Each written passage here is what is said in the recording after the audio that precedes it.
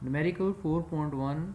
A man pushes a lawn mower with a 40 Newton force directed at an angle of 20 degree downward from the horizontal. Find the work done by the man as he cuts a strip of grass 20 metre long.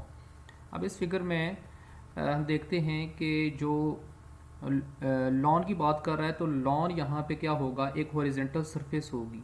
तो lawn mover जो है वो lawn के साथ यानी कि horizontal surface के साथ 20 डिग्री का एंगल बना रहा है, और जो आदमी इसके ऊपर वर्क कर रहा है वो फोर्स लगा रहा है 40 newton. As he cuts a strip of grass 20 metre long. तो हमने वर्क डन फाइंड करना है कि जब वो स्ट्रिप ऑफ ग्रास की कटिंग कर रहा है तो वो लॉन मूवर को मूव करवाता है कितना, 20 मीटर लॉन्ग। इसकी वर्क डन हमने मालूम करना है। हमारे पास डाटा गिवन है, फोर्स 40 न्यूटन है, एंगल हॉरिजॉन्टल सरफेस के साथ 20 डिग्री एंगल बना रहा है, length of strip of grass जो है वो 20 मीटर है। वर्क डन हमने फाइंड करना है। तो वर्क डन हमारे पास इक्वल होता है एफ डी कॉस थीटा के। तो फोर्स, डिस्प्लेसमेंट और एंगल जो है वो हमें गिवन है, वो इस फार्मूले में हम पुट कर देते हैं। कॉस 20 डिग्री 0.93 के इक्वल होता है। मल्टीप्लाई करेंगे तो हमारे पास आ जाएगा 751.68 जूल।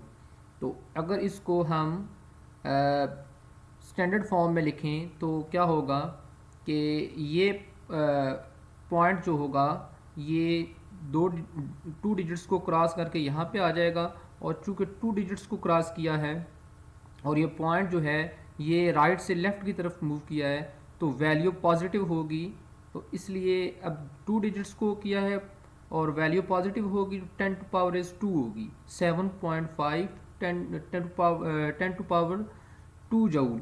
अब यहाँ पे ये जो हमें पता है सिग्निफिकेंट फिगर्स जब हम लेते हैं तो ये देखें जो 5 है ये 6 जो है ये 5 से ग्रेटर है। जब ये ग्रेटर होगा तो जो नेक्स्ट वैल्यू होगी वो इंक्रीज़ हो जाएगी। अगर 1 थी तो 2 हो जाएगी, 2 थी तो 3 हो जाएगी। तो ये चूँकि 1 है तो 1 की जगह क्या आ जाएगा 2, यानी कि 7.5 आ जाएगा, 7.52 आ जाएगा।